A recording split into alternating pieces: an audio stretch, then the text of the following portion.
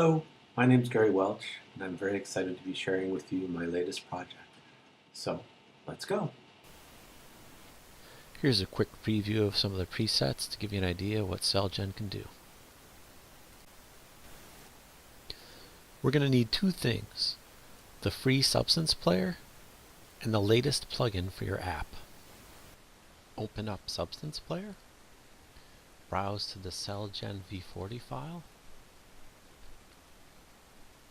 There's a few things to note here. Here we have our different maps that are being generated. I'm just going to hide these, give us a little more room. In here we have different ways of viewing the material. We can also load our own mesh if we like. After we get our mesh loaded in, we can see it needs a little change to the tiling parameters. There's just these big cells in here. The place to change that is you edit your material, and there's your tiling parameter. And the nice thing about Substance is it's like a real-time game engine, so these changes are happening almost instantaneously. It'll start to lag when the resolutions get a little higher, and if that's happening, bring your resolution down to make quick real-time changes. So I'll get this guy out of the way. And while we're talking about resolution, I hope you can see this on your screen. This has come in at a 512 resolution, and the finer details like these fibers and organelles need a higher resolution to see them. So when we set this up to 1024, immediately we can see these fibers and these organelles in here. Again, if we set it up even higher to a 2048, wait a second or two, then these details get very crisp. Another thing to note, we'll go to the material edit and pull out our window. Here's what we're looking at, and our height is default to 0. So we put it up to 1, it adds a displacement value to our maps when we're looking at them in here. I've saved out about 15 presets, and the way to load them is we go into our go into our presets menu over here and load file. There's 14 of them in here. This is what we're looking at right now, which is the default. We'll load in red smooth. Nothing happens, and then we have to actually hit it here to see the change. I'm just going to go through now and speed up the video and just load in all of these presets. Okay, our presets are loaded, and I'm going to run down them one by one. This is our vein blue, lymph green, muscle red and white, ureter tan, stomach pink, liver human brown with our fenestrations. This is smaller fenestrations for mice. Brain gray. Borders squamous.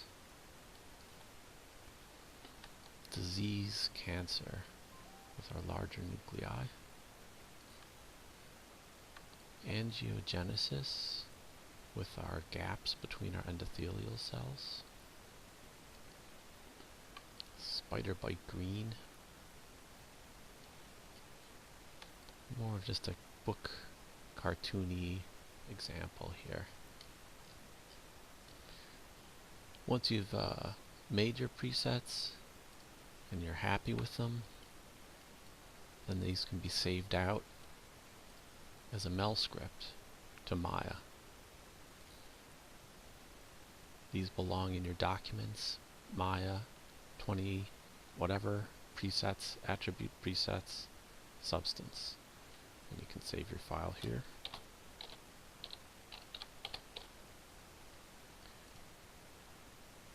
The mel scripts can be parsed in other apps like Unity with some custom scripting. Now I'm just going to go over these controls one by one. And at the top here, We have our output size, 1024. Our next one is our cell color. We have our cell random color value.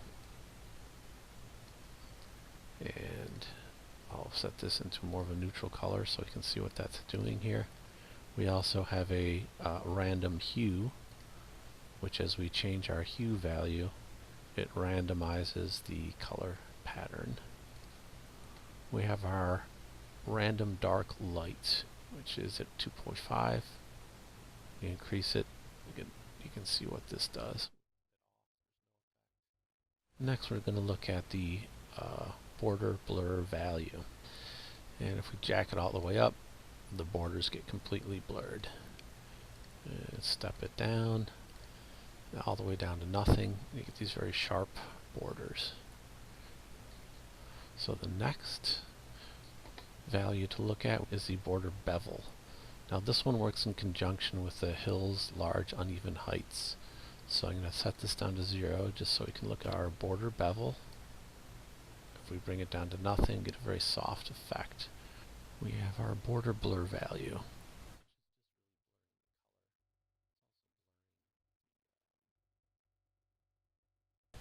Also have our border bevel, which is at 1. We bring this down to 0, it gets crisp. Bring it up to 1, and this softens up our bevel. And we also have our hill's large uneven heights. It's like adding a layer of unevenness to our pattern, almost like a shale. And if we play around with these different values in conjunction with each other, we can get different looking patterns. You can see that the border bevel kind of softens these large uneven heights. With the 0 value, they're sharp. With a bevel value of 1, it softens them up. If we blur our borders, this is with no blur and they're very sharp. We walk the blur up as an effect on our bevel and our heights and our displacements. So these three guys need to be played with together. The blur value, the bevel, and the large uneven heights. To demonstrate the next one, I'm going to go to the squamous preset here. The squamous value. So if we bring this value down, you can see that our cell borders are nice and even. We bring up this value and it makes our cell borders have these uneven bumps in them. And our hills medium are down to 0 in this preset. If we bring them up, also the scale has been set to 0, so we'll bring in our scale and you can see what's happening here. So if we bring them down to 0, it's nothing. You can kind of feather in these medium-sized hills. Next is the hills small. It's just a different noise pattern that we can bring in for our cell look. And finally are the hill dense fine. It's just a very fine pattern to layer in. And the last one is the hills micro emissive, microvilli emissive. And down to 0, they're not there. And if you put it up to 1, you can really see these little dots representing microvilli on your epithelial cells. And the next one to cover is the fibers value. I'm going to turn off fibers completely and get to a different, more head-on angle here. And just fade these guys in to show you what they do. So here's our fibers. They also have a scale value. So the higher it goes, the more fine the fibers get. And we're seeing this at 1024. The value, that's pretty good resolution. We can kind of see really what's going on here. The other fiber parameter is the border width here. This is going to be nice if you want to show like a disease state taking over, maybe, so you can just almost completely cover these cells in fiber or just fade them out. So that's a nice parameter to play with, as well as our color. And that covers the fibers. Now fenestrations, and I'll use the preset for this to show it a little better, are these holes in your portal vein in your liver. Actions are at 0.8 here. You can fade them out. You can bring them in as much as you like. And they also have a scale value, so you can change how big or how small these guys are. The next is disease border gaps. And to demonstrate this one, I'll load the angiogenesis preset and rotate around here so we can see the sky. As we feather them down, they come together. Next control is disease colors, and I'll load in a neutral gray one for that, something like the brain perhaps, and go to our disease colors. And it's just a noise pattern that gets multiplied on top of our cells to give a disease-like look. Next one is the cancer slider. It's a distortion that distorts our cells, and there's also a scale value for it, so you can make the distortion fairly large or fairly fine. So we have our overall value for the organelles, which is you can completely erase them, which is kind of a nice look, or you can have them on very strong. And there's also a blur value for these, so if we bring the blur off, we'll get a clear idea of what these organelles are doing here. And we have our cytoskeleton, which is like a fibrous value in there. It's hard to see on this light background because the color's light, but if we give it a dark color, then the fibrous will show right up. And there's cytoskeleton value. And you can individually fade these out. No cytoskeleton, 100% cytoskeleton. You also have your color control. So the endoplasmic reticulum also has a color value. And if you don't want to see your endoplasmic reticulum, you can just choose the same value as your background of your cell, and they'll basically just fade into the background. Mitochondria color also.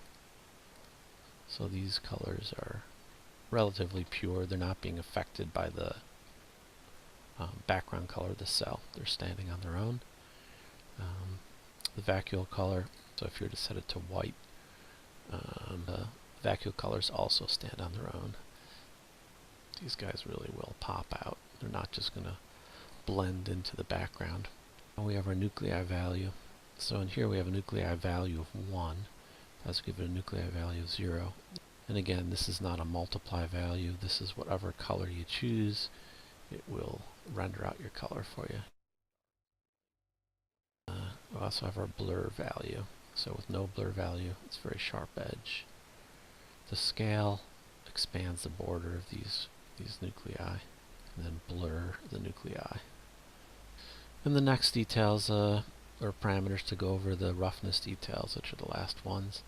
And if we feather in the details, roughness details, it'll start to give it almost like a dusty roughness in between the cells here. And this is an overall roughness fade, so if we start to crank this up, we get our roughness globally increased. Bring this down to nothing. This down to nothing. It's completely shiny. And we can just walk up our roughness value. And you can see in other presets that just focusing on the roughness, like the default, then it has a little bit of the roughness detail in there and a little bit of the general roughness into it to help pull out some of these details. If we're to dial it back down to nothing, it gets very glossy. And that covers all the individual parameters. Next, I'd like to go over how to load the substance into Cinema 4D, into a shader network in both the standard shader for Cinema 4D and also a redshift shader. Go over the different channels to plug that into. Also want to go over the Maya setup, which has a few little things to know about. And finally, I'll review this in Unity, and we'll be seeing some of the real-time changes in Unity that we're seeing in the Substance player, which is very rewarding to wear, say, a VR headset and then have somebody in your environment changing these values, you really get a sense of, in real time, just how to fine tune your cell look so it looks just right for you.